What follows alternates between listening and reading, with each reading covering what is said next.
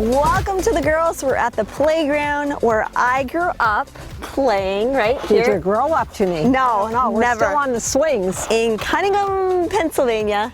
And, you know, this is fun. Yeah, this is what we call I didn't think we'd be on swingers. the swing here today Wow. for our show, but, you know, we want to focus our attention on getting new equipment here at the playground, which we'll be talking with our guests coming up. Right? Yeah, and it's a beautiful sunny day, and when we get nice weather in northeastern Pennsylvania, we always like to take advantage of it. Yes. And I get to stay here and have the sunny weather here, but you're going somewhere on vacation. I'm going to Florida. Again? Florida for 3 days with my girlfriend, and we'll talk about that later. But I wanted to talk about this treatment that I tried on my hair. As you know, Lush, Steph does a phenomenal job with our hair, and she told me about this treatment. She said, you know, try, as a lot of people are probably going lighter for the spring and summer, she said, try coconut oil on your hair. So here goes me getting the coconut oil and putting it on the oven, because I read you shouldn't put it in the microwave because it takes out all of the good vitamins from it. So I put the coconut oil all in my hair, put it up for 2 hours, and put like a cap over it. The shower cap. The shower cap, and then wash your hair. Your hair, trust me, your hair will be like silk.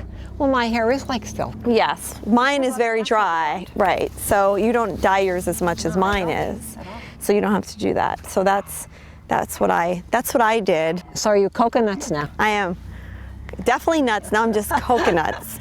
So that was fun. You smell like a pina colada. I was wondering where it came from. Well, I'm getting ready for this Florida trip, and then, you know, all of you out there who, you know, you're getting ready for the nice weather and you have to go bathing suit shopping. Bathing suit shopping. I think that is like, next to jeans, I think that's like the most traumatic thing for a woman. It has to be like the right time of the month. They have to feel like perfect right before you eat, and you go out and you try on the bathing suit. Well, what kind of bathing suit did you get? Oh my God, I think I've tried on about 250 bathing suits. I think I've tried on all of the bathing suits in the section at JCPenney's. Or are they all different styles? They were all different styles, all different types, all different colors. How about sizes? All different sizes. I ended up with a pink one. It was a Liz Claiborne one. Are we going to get to see it? Oh my Lord. If there's anyone out there who likes bathing suit shopping, please Facebook me and tell me, because I want to meet you. And you can't be a model. It has to be just a normal person. But that was an exciting experience. I should say exhausting experience, trying to find a bathing suit. But you found one. I did. I found two. Oh, she found two. I found one that's black, and it's real nice. It has a yellow. It's like more of a sportier one. And then I found another one, like I said, the pink one. And the big style this year is with the sides cut out. Mm-hmm. So I like that. I got that. No bikini top for this one yet. No bikini. Yeah, that's the hard part too when you buy a bathing suit. Sometimes the top and the bottom are just, they don't fit right. So you have to go larger for either your top or bottom, and then the other one is hanging. And then of course you have to do the old beauty pageant secret where you have to try and tape those little suckers down. So well, if I stood on my head, I think it would look a lot better, because then gravity would just go the other way.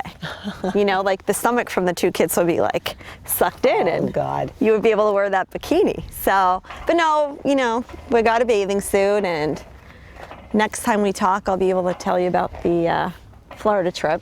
Well, of course, the arm is doing a lot better. Coordinated Health is helping. Looks like you're able to move your arm now. Able to move my arm.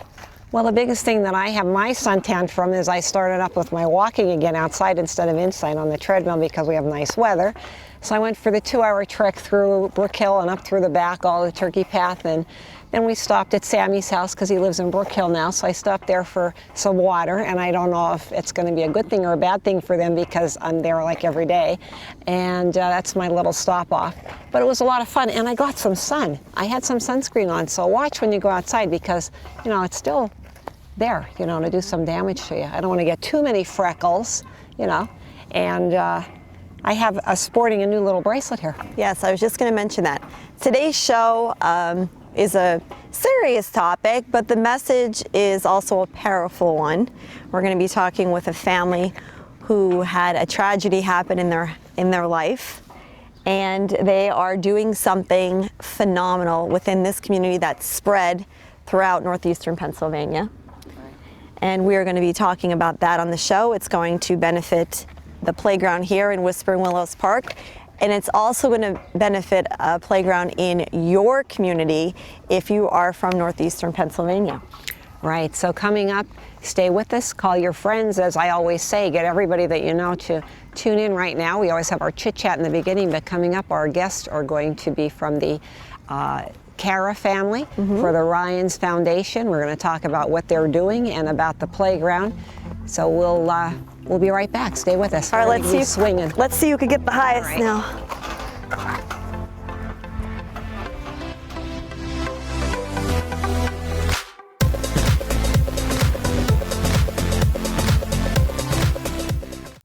And the girls are here at Whispering Willows Park in Cunningham, Pennsylvania, and we have two very special guests with us. We have Vanessa and Matt Cara. Thanks for being on the Girls here today to share your story with us and to really bring this community together. So thank you for coming on the Girls. So Vanessa, we're going to start with you because you really tell your story about the tragedy that you both experienced back in December of 2015. Well, it happened all really sudden. Our 4.5-year-old daughter, Ryanne, just kind of threw up and got sick one night, and we called the ambulance, took her to the hospital. She wasn't responding at all, only to find out from the autopsy that it was rotavirus, which she didn't have any symptoms of being sick, so we really had no idea, which actually is not common, and she was vaccinated for as a baby, which I did not realize until afterwards.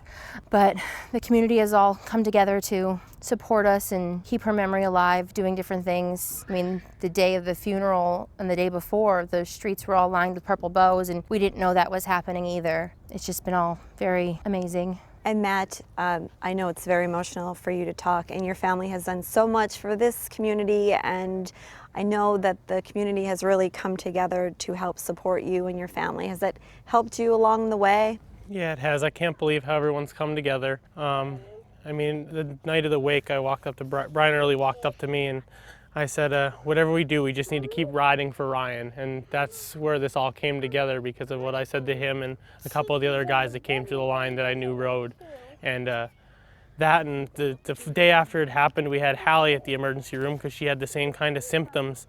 And we came home and the Wolk family was planting a tree for her that I knew was happening, but I didn't know it was happening right then. That meant so much to me that people came out and did stuff like that for us. So over the course of time since December till now, as you said, the whole community has come together, not only Cunningham and Sugarloaf where you reside, but actually it's trickled out into Hazelton and all the community. Yeah. And as you said, people have been wearing purple, which was Ryan's favorite color. The shirts we have on today, it says Ryan's Ride and Festival. And we're going to be talking about that, what that is all about. We've been trying to raise awareness to your events and your fundraisers because of course you don't want to let her memory die on that. She was such a fun-loving girl, and all the pictures that you've seen posted on Facebook, she was just so involved with other people and always taking care of all the other little people. She was always concerned with everybody else. She had a beautiful personality. It was always about everybody else. It was never about her.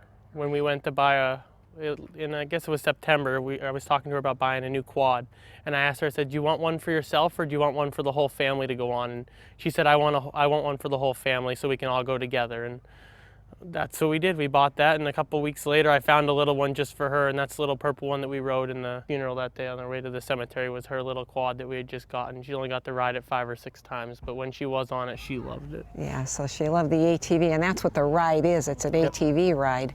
And so that makes it easy access for really everybody to be able to ride in it, you know, because of the kids and everything. So it is a family-oriented memories that you have for her. I see you have bracelets and everything too. So really, there have been so many different fundraisers, and your family, as Janine had said, has done so much for the community, starting back with all of the things that you've been involved with Cunningham, with your voluntary work. And so now the community really wants to thank you for that, and in the way they're just reaching out and just putting their arms around you, your arms of support and anything really. So what else would you like to tell the people who are watching about Ryanne? She was an amazing girl, and I still can't believe she's gone, but she'll always be with us no matter what. We see signals all the time from her. Well, this community is going to make sure of that. We're all here for you. I know we haven't forgotten. A lot of people didn't know who Ryanne was, but since her passing, have gotten to know very much who she was through you and through the pictures. And I'm sure as you're watching, you're going to see some of the pictures so that we could share it with you if you're not familiar with it. And now you have other children. Right. So Ryanne was the oldest of 3, and of course one on the way. So tell us about your family. Well, we have Ryan, who was 4.5. Hallie just turned 3 in January, and Elena just turned 2 last week. I don't know. We always called her our little mommy because she would pick them up and carry them around. And now Hallie's kind of taken over that. Like if Elena cries, Hallie goes and gets her. If I yell at Elena because she did something wrong, Hallie goes and tells her it's okay. You know, mommy's not mad. When really mommy is mad. But And you have one on the way. yes, I'm due in August. Okay. And which date is it? August, I think, that we share a date with Janine as well, and with something else that's going on in the Valley. August 5th, and that is actually also Valley Day weekend, which we're really a big part of. So I don't know how we're going to do it this year, but I said I just hope baby comes either late or early so it's not the same day. Mm-hmm. Now, from your tragedy, you should really be commended. Your family has decided to put on a massive fundraising event, and we're here at this park because you've put on an event that is going to actually benefit this entire community and the playground. So tell us about that. We met with the company Where Angels Play to have a playground built in her memory that kind of brings together things that she liked. Like we could pick whatever color we want, or they can take a picture that she drew or her name and actually etch it into the sides of the playground to make it more personalized for her and her memory. Our goal is just that all the other kids in the area and her sisters and future brother have something that they can play on and still be a part of her. And I believe we have some pictures of some of the prototypes that you'll be seeing of some of the proposals, as you say, you met with the company. And her favorite color was purple, so it'll be purple definitely. And also it's going to be handicap accessible, right? Yep. Where we're standing is not where it's going to be. It's going to be in the vicinity behind us. It will be here in the park where, as you can see, we do have a baseball field behind us. To the right of us, there's a pool in front of us. So it is a very active community, Whispering Willows. This is the hub, I think, of the community where it really should be. So anyone who's watching, if you'd like to donate to that, if you can't make it to the festival, what we're going to talk about in our next segment, you can definitely get in touch with anybody in the committee. We'll give you all the numbers. There'll be things on the screen. So if you'd like to donate to that cause, it would be very appreciated by the family and by the community. We want to thank you both for coming on The Girls. In closing, is there anything you would like to say to this community? I'd like to just say thank you for everything. And thank you guys for being so strong and trying. Brave enough to share your story with us, and actually taking this tragedy. And I'm sure out there's someone suffering with the loss of a child, and hopefully we're giving them hope and strength to put that back into their community as well. So thank you guys. All right, well, stay with us, because coming up next, we're going to meet the president of the Ryanne Foundation, and he's going to tell us about the big fundraiser that's coming up. Stay with us.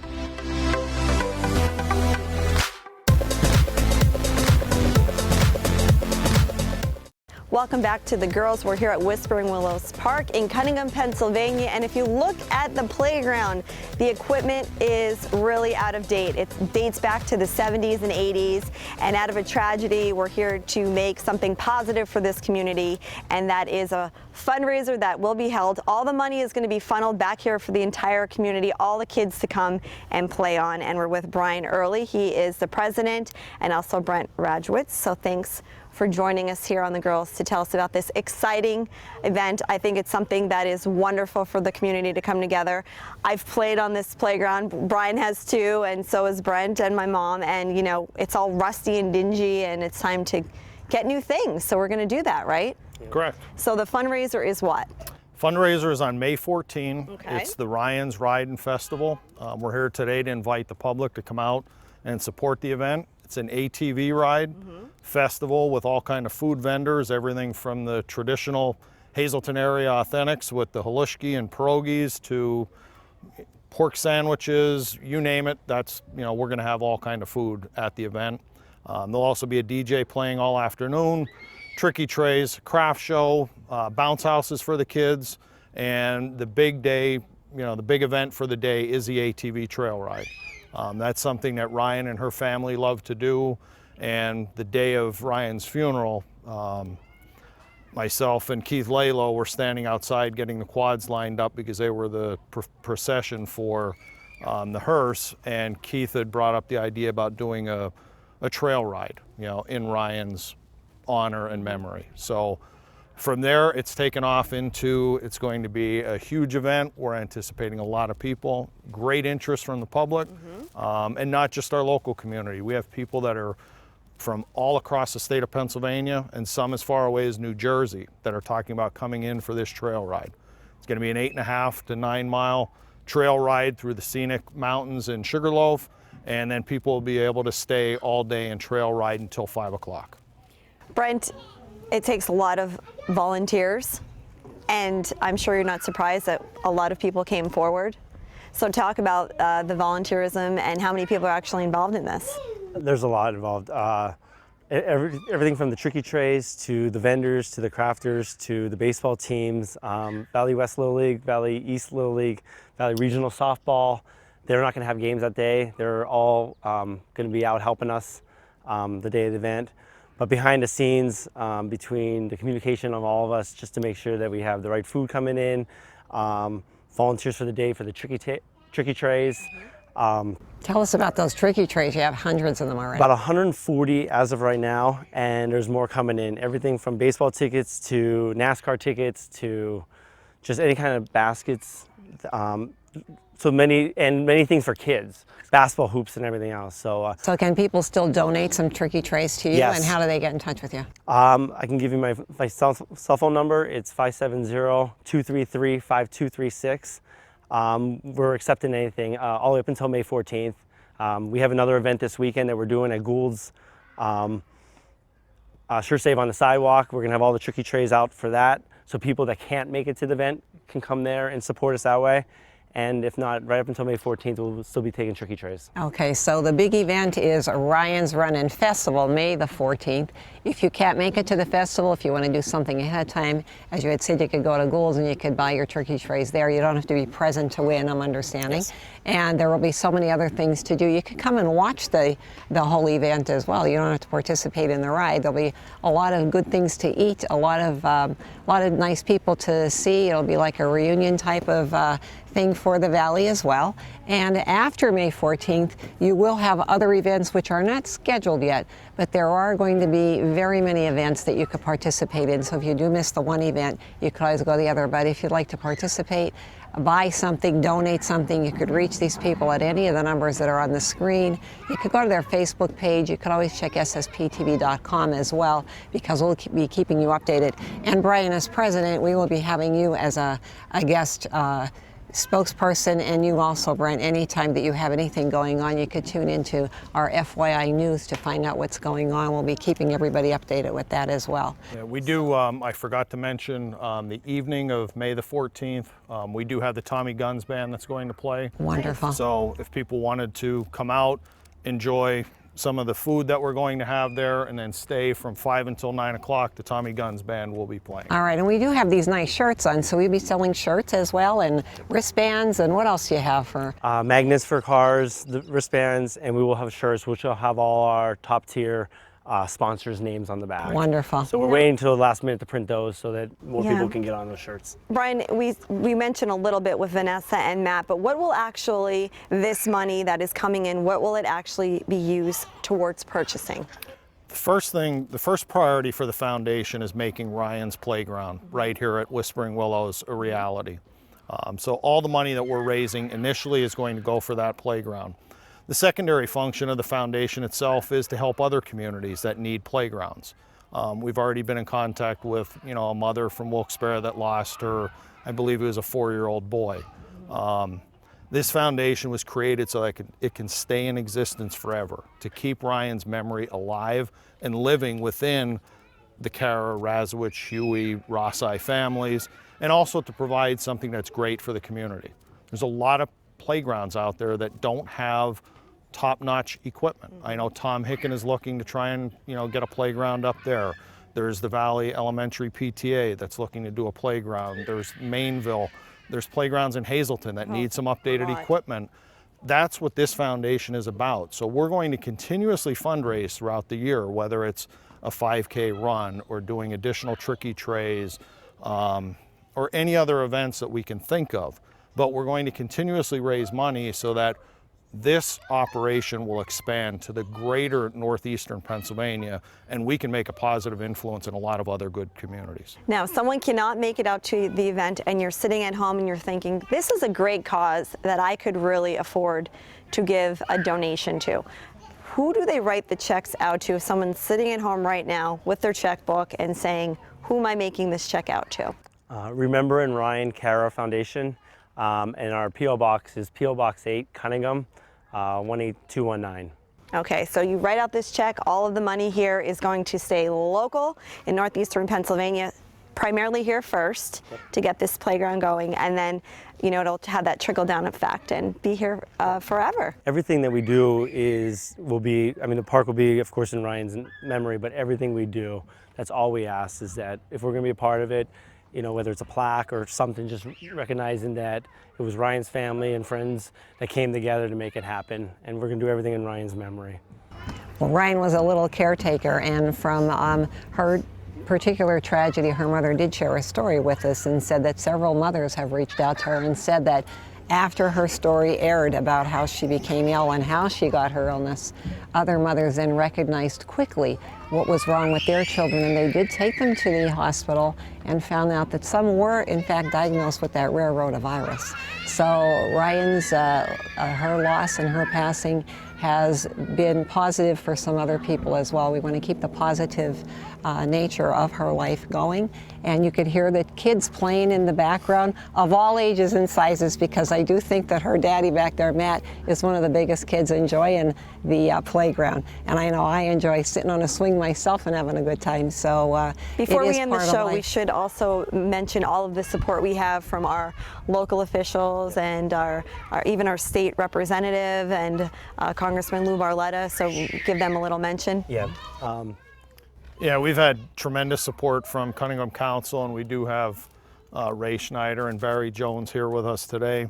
But the outpouring of support from all of our elected officials, Tara Toohill's office, Brandon's Forever Home is going to be at our event on May the 14th. They're going to be manning a stand for us and providing potato cakes. So another local favorite. You don't go to any festival in the greater Hazleton area without having potato cakes. So they have all been very, positive and pointing us in the right direction as far as government grants, and certainly our Cunningham Borough officials with allowing us to do, what we want to do here in the park with the playground. Now, Brian, you mentioned about the ATV run, but there's also a motorcycle run as well? Correct. We have a motorcycle poker run. That'll be, registration starts at 10:30 in the morning, between 10:30 and 12 out at Death Row Motorcycles. And then the ride will take off from there at 12 o'clock. We anticipate they'll arrive up at the festival somewhere between 4 and 5 o'clock in the afternoon. So they're going out. It's the Flying Aces that are taking the responsibility of putting that poker run together. So it's going to be a great ride. Hopefully we get good weather, and the ride ends up at Ryan's Riding Festival. I'm going to have to get Sammy to get his motorcycle out. Anybody that wants to come out for Ryan's Riding Festival will be held at La Roque's Grove, which is at 142 Cabin Lane, Sugarloaf, PA. And if you put that into a GPS, it will take you there. It's kind of, with it being an ATV ride, we needed a place that was out in the woods, the country, It's a beautiful setting. Safe. Tremendous sunset, so please come out on the 14th and support Ryan's Ride and Festival. That's, I wanted to stress that because, again, that name La Roque is very familiar with the valley, and there's so many different things. So any information, if you're confused about anything, you could get in touch with anybody at the Ryan's Foundation. You could contact us at ssptv.com. Please tell your friends about this. If you're watching, you can watch us again and again. Watch us at ssptv.com, local channel 13, and really everywhere. So from the girls, we're wishing you very good luck. We're going to be there for sure. The girls will be there. And in honor of Ryan, is why we did this show. This show's in honor of Ryan. In honor and in memory of Ryan. So we'll see you next time on The Girls.